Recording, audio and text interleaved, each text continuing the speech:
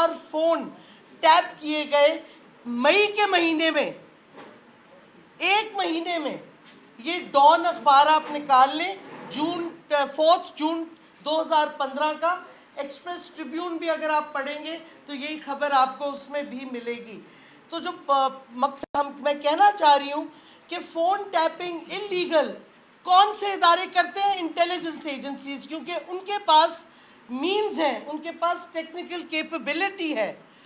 और दूसरी चीज़ कि ये जो कि सुप्रीम कोर्ट की डिसीजंस हैं, एक नहीं बार बार 1997 के बाद 25 साल से ये एग्रीमेंट्स डिसीजन वैलिड है, किसी ने चैलेंज नहीं की।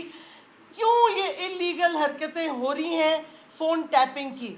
और जहाँ तक इमरान खान के फ़ोन का ताल्लुक है, जो उनके घर पे सिक्योर लाइन थी उसको टैप किया गया। अब सुप्रीम कोर्ट को सुओ मोटो एक्शन लेना चाहिए कि कौन सी एजेंसीज हैं जो ये इलीगल हरकत कर रही हैं और सुप्रीम कोर्ट के ऑर्डर को वायलेट कर रही हैं। ये तो सुप्रीम कोर्ट का कंटेम्प्ट ऑफ सुप्रीम कोर्ट है। और दूसरी बात ये, एक और चीज़ मैं बताऊं, अंसार अब्बासी साहब ने कल अपने व्लॉग या किसी चीज़ में गालबन कहा है कि एक और ऑडियो आएगी, वो भी एक सिक्योर लाइन पे उस वक्त के प्राइम मिनिस्टर इमरान खान की, उस वक्त के प्रिंसिपल सेक्रेटरी आज़म खान के साथ। अगर ये पब्लिक होती है, ना सिर्फ ये वायलेशन है सुप्रीम कोर्ट का ऑर्डर का, आइन के आर्टिकल 14 का, ये ऑफिशियल सीक्रेट्स एक्ट की भी वायलेशन है।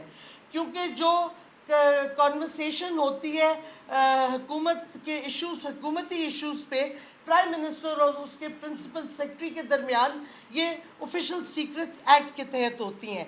तो अगर ये पब्लिक कोई जर्नलिस्ट करता है या कोई करता है, वो वायलेट कर रहा है ना सिर्फ आर्टिकल 14 आइन का, बल्कि ऑफिशियल सीक्रेट्स एक्ट। और ये ना समझे कि हम चुप रहेंगे इस पे। और ये सारा हो क्यों रहा है?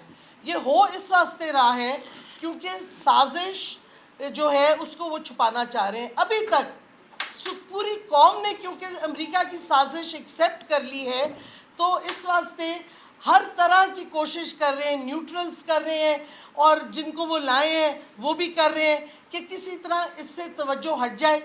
और टाइमिंग देखें ये सारे की, हमारा जलसा जो इस्लामाबाद में हुआ और उसके साथ पूरे पाकिस्तान में उसी वक्त जलसे हुए, उससे और घबरा गए हैं ये लोग जो साजिश के हैंडलर्स हैं और जो क्रिमिनल्स आए हैं साजिश के तहत हुकूमत में।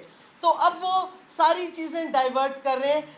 असल कौम को जो मसले हैं, लोड शेडिंग है, इन्फ्लेशन है, तबाही की तरफ जा रहे हैं, IMF में फंस गए हैं। IMF ने एक नई कंडीशन उनको दे दी है, हमें तो नहीं दी थी, कि आप अपने कानून ठीक करें करप्शन वाले। वो तो सारी अपनी करप्शन माफ़ कर बैठे, 1100 बिलियन रुपए की नैब के कवानीन बदल के। अब उनको वक्ता पड़ गया, IMF कह रही है पहले आप अकाउंटेबिलिटी करो करप्शन की।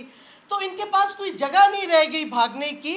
मैं अभी भी अपील करती हूँ, जिनको पाकिस्तान के दिफा की जिम्मेदारी है, आप पाकिस्तान को इस टेल स्पिन में क्यों भेज रहे हैं, मईशत को सियासी बुरहान क्यों बढ़ा रहे हैं? इलेक्शन की डेट दें ताकि कौम अपने नुमाइंदे चूज़ करें और फिर वो पॉलिसीज़ जो बननी है वो बने, क्योंकि इस तरीके से काम नहीं हो सकता। और एक बात और मैं कहूँगी, मरियम नवाज़ हर रोज़ कोई हुकूमत के अंदर मुदाखलत करती हैं, कभी IMF की बात करती हैं। मेरा सवाल है, क्या ये हुकूमत या हैंडलर्स उसको सीक्रेट गवर्नमेंट के डॉक्यूमेंट्स दिखा रहे हैं? क्योंकि आपके पास एक्सेस उसी वक्त ऑफिशियल डॉक्यूमेंट्स का आता है जब आप ऑफिशियल सीक्रेट्स एक्ट पे दस्तखत करते हैं। तो मरियम नवाज को जो कि कॉन्विक्ट है, याद रखें कॉन्विक्ट है, बेल पे कन्विक्टेड है, उसको आप ऑफिशियल गवर्नमेंट डॉक्यूमेंट्स दिखा रहे हैं। ये भी खिलाफ वर्दी है आइन की भी और ऑफिशियल सीक्रेट्स एक्ट की भी। तो ये सवालात बहुत से उठे हैं जो हम आज पूछना चाहते हैं न्यूट्रल से और इस प्राइम मिनिस्टर और इसकी जो क्रुक्स की हुकूमत है इनसे, क्योंकि ये समझते हैं कि उनको क्योंकि इमरान खान के खिलाफ कुछ नहीं मिल रहा करप्शन के हवाले से, तो वो उनकी फैमिली पे टारगेट करें, उनकी फॉर्मर फर्स्ट लेडी को टारगेट करें। और बिल्कुल गलत है, वो सियासत नहीं होती। अब आप लोगों को नहीं फ़ोन आते, कई जर्नलिस्ट मिनिस्टर्स को फ़ोन करके या उनके PSOs को ओपिनियन देते हैं कि मुझे कई आते थे जी ह्यूमन राइट्स की ये वायलेशन हो गई, आप इसको इस तरह करें, कोशिश करें, कुछ करें। इसमें क्या सियासी बात है? कोई सियासी बात नहीं है। तो इस वास्ते कंटेंट इररेलेवेंट है जो भी था उस ऑडियो का। असल इशू है वायर टैपिंग, जो इलीगल है, गैर आईनी है और violation of the official secrets act है। अगर वो कॉन्वर्सेशन फॉर्मर प्राइम मिनिस्टर और उनके प्रिंसिपल सेक्रेटरी के दरमियान है, और ये सारी वायर टैपिंग याद रखें जब प्राइम मिनिस्टर थे इमरान खान उस वक्त हो रही है, ये बाद में नहीं किसी प्राइवेट सिटीजन की हो रही, ये प्राइम मिनिस्टर की सिक्योर लाइन की टैपिंग हो रही है, जिसकी टेक्निकल कैपेबिलिटी सिर्फ और सिर्फ इंटेलिजेंस एजेंसीज के पास होती है, आम शहरी के पास नहीं होती। तो ये, और इनमें अमेरिका ने कितनी मदद की इसमें, ये भी आपको सोचना चाहिए। जो अमेरिकन एम्बेसी ऊपर से ऊपर चढ़ती गई है हमारे डिप्लोमेटिक एरिया में, उधर भी किसी के नज़र होनी चाहिए। हमसे पहले ये उन्होंने इजाज़त CDA ने दी थी, उस पर भी बहुत से खदशात हैं। और ये कंस्पिरेसी जो है ये पूरी अब अनवेल होती जा रही है।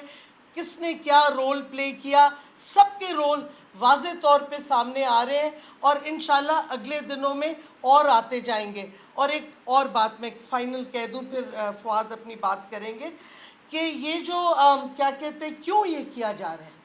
एक तो क्योंकि हालात मुल्क के बहुत बुरे हो गए, 3 महीने में आपकी रिजर्व्स आधी हो गई हैं, आपकी लोड शेडिंग बढ़ती जा रही है, प्राइसेस बढ़ते जा रहे हैं, और ना IMF आ रहे हैं ना कोई और आपको इमदाद देने के लिए तैयार है। सबको पता चल गया कि कौम ने इस इम्पोर्टेड हुकूमत को रिजेक्ट किया है।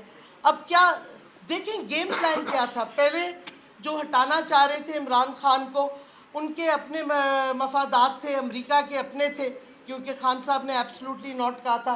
पहले उन्होंने अमेरिका को इन्वॉल्व किया रजीम चेंज की साजिश में, और उनको क्या प्रॉमिस किया कि जो आप कहेंगे हम करेंगे। आप कहते हैं इजराइल को हम तस्लीम कर लें, हम इजराइल को करेंगे, हिंदुस्तान से हम ट्रेड कर लें, हम हिंदुस्तान से ट्रेड करेंगे, हम आपको अमेरिकन बेसिस भी दे देंगे पाकिस्तान में। अब क्या तमाशा शुरू होने वाला है, मैं आपको अभी वार्न कर रही हूँ, कई जर्नलिस्ट ने इस पर लिखा भी है कि मुझे तो हैरानगी नहीं होगी, शरीफ फैमिली के बड़े कॉन्टैक्ट्स हैं हिंदुस्तान के साथ, कोई पता नहीं कि अब वो हिंदुस्तान को इन्वॉल्व करें कि कुछ वो मूवमेंट करें लाइन ऑफ कंट्रोल पे या इंटरनेशनल बॉर्डर पे, ताकि फिर एक पेट्रियटिज़म का नारा लगे और लोग भूल जाएं इस साजिश को, अमेरिका की साजिश को, इस इम्पोर्टेड हुकूमत को। लेकिन कौम नहीं भूलेगी। ये अगर स्काउंड्रल्स क्या कहते पेट्रियटिज़म की तरफ जाएंगे, कोई नहीं वो ख़रीदेगा।